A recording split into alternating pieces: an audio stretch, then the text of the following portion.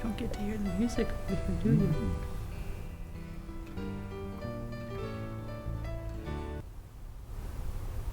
Hi, everybody, and welcome to Your City, Your County.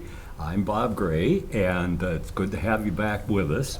We have with us two different people today. Well, it's going to be a whiz-bang show here, I think. I hope. We have with us Jesse Brinkman. Jesse is the superintendent of the Algoma School District. Well, thanks for having us. Well, thank you for being here today. And also we have a good friend who's been around here for quite some time, Amber Shallow, who used to work for the city and now is the finance manager of the Algoma Schools. Nice to be able to sit next to you. Well, nice to be here with you guys too. And you've been our chief engineer along with Al Reinhardt for quite a while. Yeah, and, it's a little different being on this side of the camera. Yes. And your son is doing those duties today He along is. with Al. So Yep. We'll take it from there. The big thing that seems to be going on today is that we're kind of at the halfway point of the school year. We've gotten through the first semester, and wrapping that up, maybe you can kind of tell us a little bit about how it went. Yeah, so it's amazing that we are middle of January right now. The end of first semester is wrapping up here shortly. Students will be at the high school will be taking their semester exams and moving on to semester 2. So we are moving full speed ahead into January, February, March. Those are some exciting times for schools because it's I always like to say it's the time where we get to see the most progress from our students in terms of academics. Especially at that elementary early ages. It's where the kids just pick up on their math facts and their reading ability. So we're excited for that. We're happy that the holidays are past us and moving forward. So one of the things that we just are finishing up right now is our high school musical. So a big shout out to our staff that helped with that, Jen Massey, Emma Bader, and Megan Shaper, our directors, and then to all the students that have been involved. So they did the performance called Disaster this year. And so they did 2 evening performances for families in the community. So Very cool. Disaster. It sounded like my high school career. Oh, boy. Well, today, the day that we're recording this is the 12th of January. You might recall, if you're watching this a few days later or in the next month, that, boy, that was a real snowy day. In fact, that's the case. And as of today, I believe you called school off, didn't you? we did, yes. We had to take a snow day today due to the inclement weather and just to keep the kids safe. So. That's a good thing. I drove down from Sturgeon Bay, and our fine guest over here, Amber, drove from where? Dykesville. Yep. Oh boy! Yep. So, And Jesse comes from the Denmark area. yeah. oh my goodness, So- that's quite a trip. Yeah. So snow days are a very complicated decision to make. It is one of the decisions that I do not take lightly, but Yeah. we always want to ensure the safety of our students and our staff when making How do you decisions. decide when to call it off? Yeah, so we are looking at weather reports well in advance, days, even sometimes a week, up to a week in advance before the storm actually hits. And the National Weather Service out of Green Bay is wonderful. They hold briefings several times during the day leading up to the storm. They send out updates several times a day to administrators and local officials. And so it's just trying to be informed the best that we can. And then there's a collaboration between all the districts around us. So in Kewaunee County, we've got Luxembourg-Casco, Kewaunee School District, Algoma, and then we also work with Denmark School District because they are a portion of Kewaunee. And so we all get together early, either in the morning or at night, so before making a decision, and talk through the situations, scenarios, and decide kind of as a team of what's best for our community. So We, again, want to make sure everyone's safe. So looking at the weather today, for example, we had a weather briefing at 4 o'clock this morning that I was part of from the National Weather Service. Well, hello. Yep. 4 o'clock? Are you kidding? So we weighed the decisions of when that storm was going to be impacting us in the area the most, the wind speeds. Obviously, when a blizzard warning is issued for our area, that heightens our level of awareness and impacts the decision a little bit more. So, Okay. Well, you wore the very appropriate outfit today. It looks like a snowstorm. blend right in with the snow, right? Yeah, absolutely. One of the big situations I understand that's coming up fairly soon, in a few months, is going to be the referendum. People often ask, why do we need a referendum? You know, what can be done? What do we need to do? Why do we need one now? Yeah, that's a great question. So I'll get into a little bit about the process and the timeline that we've used, but to answer your question, so we are looking to go out for a referendum in April of 24 to ask our voters for an additional $10,050,000 to be added to our debt. We have some existing debt that is being paid off early, so we have defeased the debt, and that has helped with the amount of interest that the district pays on our loans. So as a district, we are saving the taxpayers about $180,000 in interest because we have been able to pay our loans off earlier.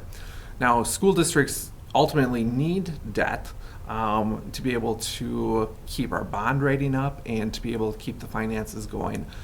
So that's something I think maybe many people don't understand is we as a school district must have debt. And so with the existing debt falling off, we're looking at adding back to that.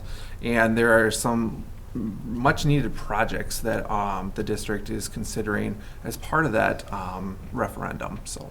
Okay. I'm going to turn to you next, Amber, and ask you a little bit about the financial situation. That seems to be kind of your bailiwick out there. Yeah, it is.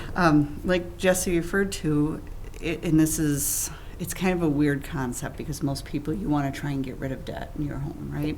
Mm-hmm. But if there's no debt payments to be made, then the state looks at that and says, well, then you don't need as much aid, and then that puts more onto the tax rolls. Mm-hmm. So when we're planning out our budgets, when we start to see that aid from the state dropping, one of the things we look at is, well, where's our debt payments? If those debt payments are dropping off, that reduces the amount of aid you get as well, which seems kind of silly because you need to add that debt payment onto the tax roll to make it. But then the state looks at it and says, okay, you're already putting this onto the taxpayers, then we'll give you a little more aid for this pocket of money over here. Mm-hmm. So, and the school district has done a very fine job of keeping their amount that they add to the tax rolls for the debt levy fairly level. And so if the payment for this year was maybe $600,000, but last year they had put on $800,000, they put $800,000 on again this year and then use that additional money to defease the debt or pay the debt early to save interest earnings. And that helps kind of keep the taxes a little more level. Mm-hmm. Now, that's level for the debt levy portion. There are other portions, but we'll talk about that a little later. Okay. So, Right. Yeah, I remember that, it must have been 20, 25 years ago that the state made some adjustments. That Yes. they put limits on how much you could raise your taxes and so on. And I remember it causing a lot of problems at it that does, point, a lot yeah. of confusion. And they've done it to municipalities, to school districts, to just about every taxing entity out there. And what I have learned in the last 3 months or so of being at the school is while municipal finance is complicated, school finance is much, much more complicated. There are so many different moving parts and assets that kind of determine how all of this is planned out. And it's like at the city, I could kind of estimate and say, this is about where we're going to end up. Mm-hmm. You don't get to do that with the school You district. didn't realize how easy No, your job was I before. didn't. It's been a fun challenge. I can imagine. And I would just add Exactly. to what Amber said that as a district, it is our duty to be able to project our finances out, not just 1 year, but multiple years ahead. So when we're doing our budget financing projections, we're looking at what situations we're going to be in 5 years down the road, 10 years down the road, 20 years down the road in terms of our needs, our staffing requirements to meet the needs of our students, building maintenance, those types of projects. Sure. So. What are your hopes to do with this money? Yes, so I'll talk a little bit about the process and the timeline that we've gotten up to this point, and that will kind of lead us into some of the projects then. Sure. So this process actually began back in December of 2022.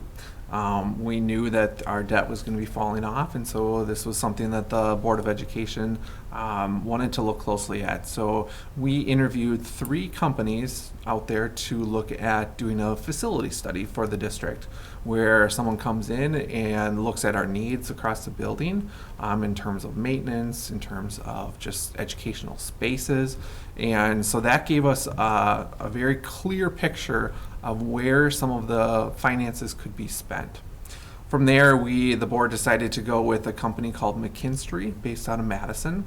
It's the same company that we used the last time with our previous referendum in 2016. And they partner with Bayland Builders. And so Bayland does the construction part, McKinstry does the operational piece and the oversight of it. So those 2 companies were selected in January of 23 by the Board of Education. Do they do the architecture as well then? Bayland will work on that piece as well. Okay. So they have architects on staff. Mm-hmm. So from there, we did the facility study completed in the spring of 2023. That wrapped up and was presented to the Board of Education in July of 2023, so this past summer. And from there, we saw really what areas in each of our buildings we need to focus on in the next year and moving forward in the next 5, 10, 15 years. Mm-hmm. And so we can start planning for that. We went out to the community to see if there was people interested in joining our community advisory committee. And we had, happy to say, we had 39 people join us. That's amazing. It was. So we were very happy and appreciative of the work that they did for us. We met 3 times in September, and the 3 times in September was really to educate the committee on what the needs of the district are and how we currently are operating. So first meeting, we looked at our facility study that was completed and reviewed that, so they had a good basis understanding of our needs. And then we looked at the safety and security of our buildings. We looked at the learning environment, so how are students actually learning in the classrooms right now, and what type of furniture, equipment are students using. We also looked at the community use of our facilities. Knowing that we are a public school district, the community is a vital piece of our school district. And so it's not just students using our buildings and our equipment, it's also the community, whether it's from our wellness center to our child care. So we wanted to focus on that piece. And then I know the wellness center has been a real plus. Yes, for the yes, community. the community loves the wellness center. I was actually stopped in there this morning because I was curious to know how many people were using it during the blizzard that we're experiencing right now, and there was probably a good 15 people in there. I couldn't Really? believe it. They So, made it. Yes. I hope they didn't have to walk there. I know. I'm sorry to interrupt. No, that's fine. No, go And right ahead. The last piece that we reviewed was school finance with the committee. And so we gave them an understanding of exactly what Amber described as why we need debt, how we issue that debt, how we pay that off. So from there, we again met 3 times in September as a committee. We also then created some themes based off of that. Then were included in a community survey that everyone in the community received in the mail or was sent electronically. And the survey was very overwhelmingly, we were very pleased to see the number of responses we got. And there was roughly about 70% favor from the community for our recommended base plan. That's great, because sometimes projects. you'll get groups that are outspoken and opposed to Correct. different ideas. So 70% is So pretty strong. the survey, we strategically asked the questions about the base plan, which again was nearly 70% in favor, and then we asked about additional projects, and that included a bus garage, some practice facilities for softball and baseball, and then the last question was to explore about just our athletics programs. So would there be an interest in moving maybe football back up to the high school? Maybe adding some additional parts to the football field in terms of seating, bleachers, and lighting and things like that. So to go back to your initial question about what is the money going to be used for, I can answer that because the board voted this past Monday on January 8th to move forward with the resolution for moving forward with the referendum. So they adopted the language that would be included on the ballot in April. And so the projects that are going to be included in this include at the elementary school replacing the sewer and pipes in the elementary school. Currently they are 93 or 94 years old. And so, That's even older than I am. so we have some failing pipes at the elementary school that are starting to emanate some odors in the building, and so we want to address that because, again, safety and security, best learning environment for our students. And all you need to do is come in Monday morning and find that the pipe broke and Yes, and the rooms are flooded. Yeah, we've had 2 sewer backups at the elementary school in the last 2 weeks. Ooh. So it's costly to have those because you need to clean out the pipes, find what's plugging the pipes, and so it's just an example of why it's needed. So.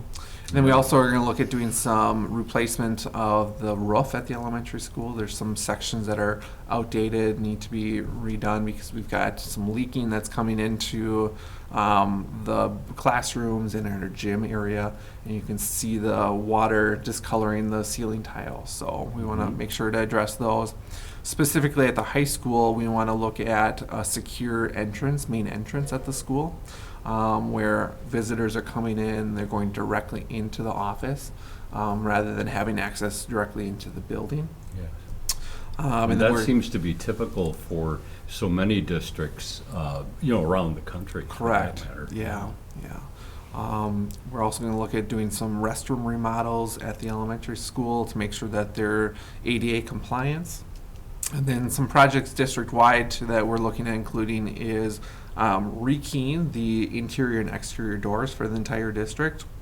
We have a lot of keys that are floating out there in the community of people that may have worked in the district or coached or volunteered, and so we want to get a good handle on who has access to our buildings, again, for a safety and security standpoint. Will you be using key fobs at all, or are you going mostly with keys? That's a great question. So we do currently have the key fobs to get into all of our exterior doors. We have a few that are interior, but we're really looking at more of the turnkey style at this point, just because of the cost of the fob system. So. So then we have some windows that need to be replaced that are leaking, and then we are also looking at upgrading the Performing Arts Center at the elementary school. That is a staple of our community, and so we want to redo the lighting and sound system in there. It is time for that to make it more digital. Right now it's analog run, and so it's time for that. We also are looking at doing a new surface at the playground at the elementary school that's going to be accessible to students with disabilities. And so anyone in a wheelchair will have access to the equipment. It's a rubberized surface rather than using wood chips. So, and then a couple other projects is resurfacing the track at the elementary school. Our current track has outlived its life by a good 5+ years right now, and so there's a safety concern there that needs to be resurfaced so we can hold our track meets in the spring. And then the last big part of the facility project that again came out during our facility study was at the high school, kind of revamping some spaces. So we house the Algoma Venture Academy, or our charter school, otherwise known as AVA, and so we want to give them a dedicated space at the high school. And so we're looking at moving them into our current band and choir rooms. and then shifting our band and choir rooms into our tech ed space. So they would have a larger space, and then shifting our tech ed space down into where the existing charter school is. So kind of repurposing those 3 areas in the building, and just updating some of the classrooms and the equipment then. And there goes $10 million. That would cover it, yep. Do you, let me turn back now to Amber a little bit. Do you see this as covering things pretty well, the 10 million? It's a start. We probably could use another 10 million on top of it. Unfortunately, the taxpayers can't support Sure. that, and we know that, we understand that. So this was more of a look at, okay, what do we need to do now? And during the community outreach meetings, the question was actually asked, well, why isn't the school taking care of these updates along the way? Well, we can only do so much. So under the state laws, we can't just go to the bank and borrow money to do a small project. Like if we wanted to go get $2 million to take care of the roof replacements, we can't do that without voter approval. Referendums are expensive, so you need to make sure that you kind of plan the stuff out and package it all together. And I kind of equate it to, if you break an outlet or a light switch at home, you replace it. You run to the hardware store, you get a new outlet, you put it in, you're done.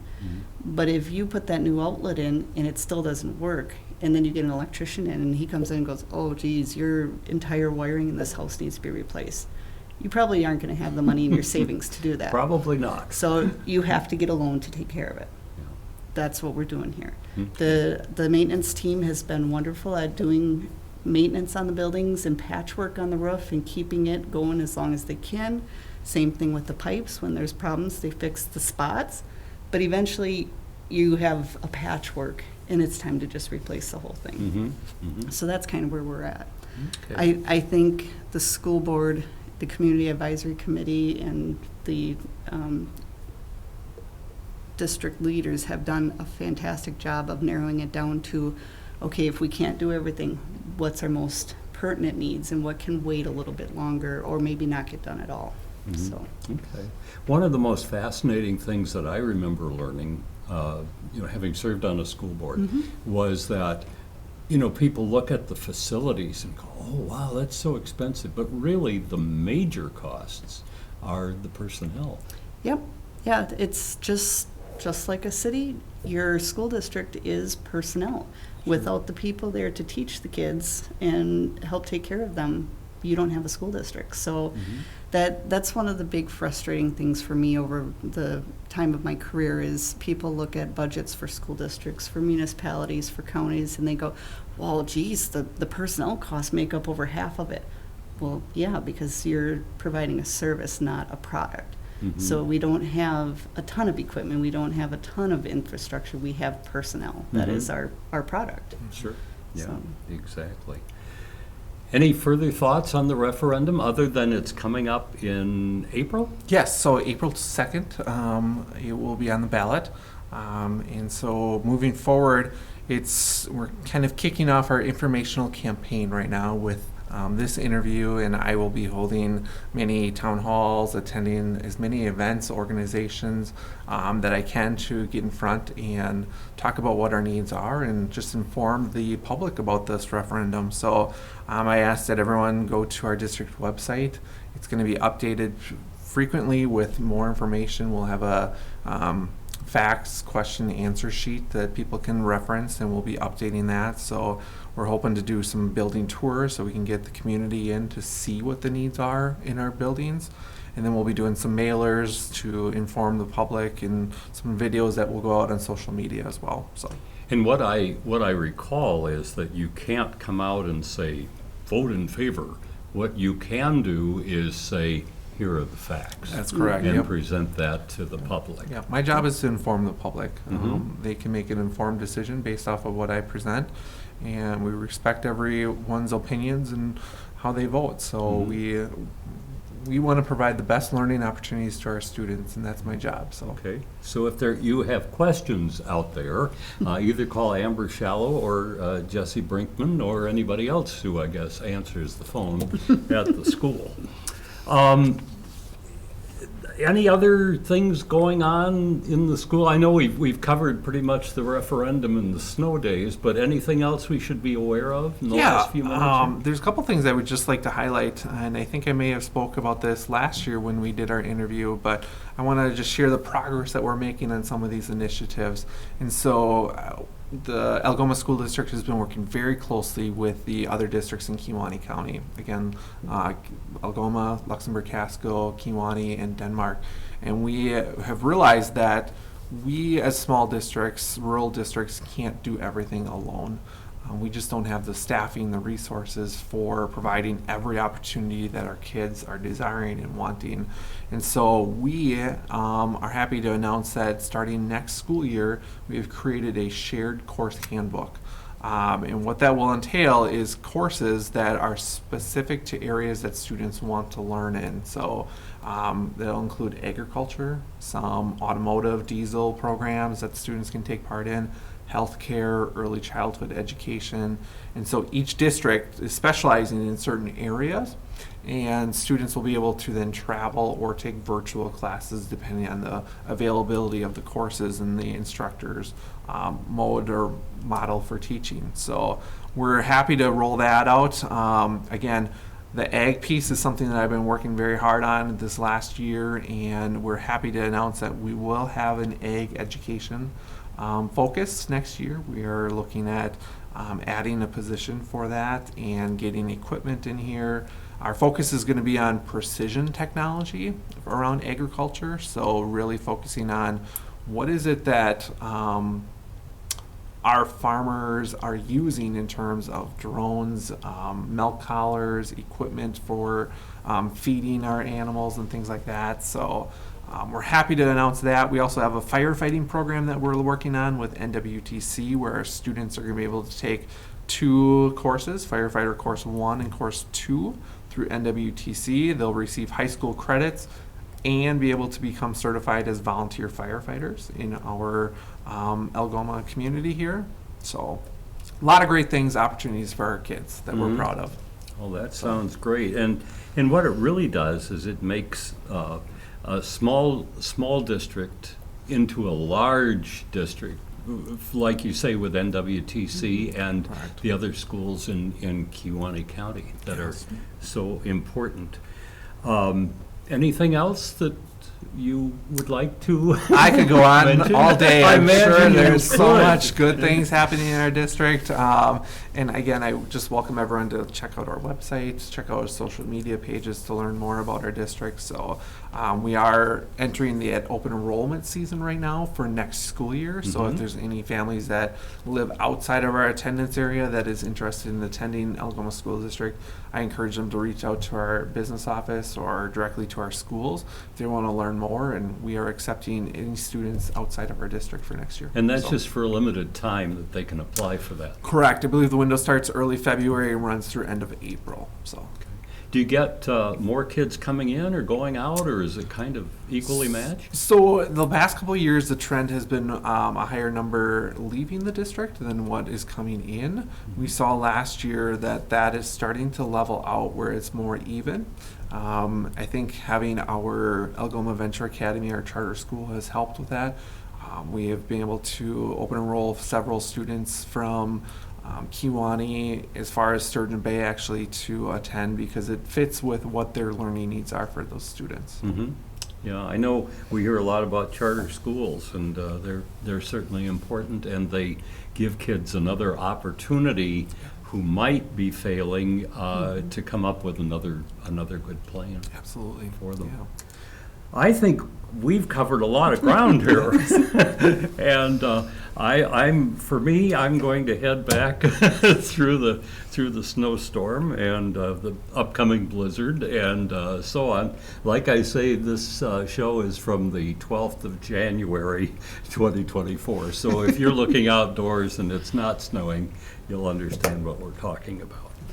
We'd like to thank both of you very much. Amber, thank you so much for Thank being you. here. It It's was been a great pleasure. having you.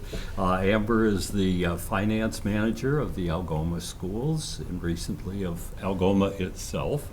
And Jesse Brinkman is the superintendent of the Algoma schools. It was great Thank you for having you. us. And we thank you for joining us. We hope that you'll come back and see us again next time when it's time for your city, your county. So long, everybody.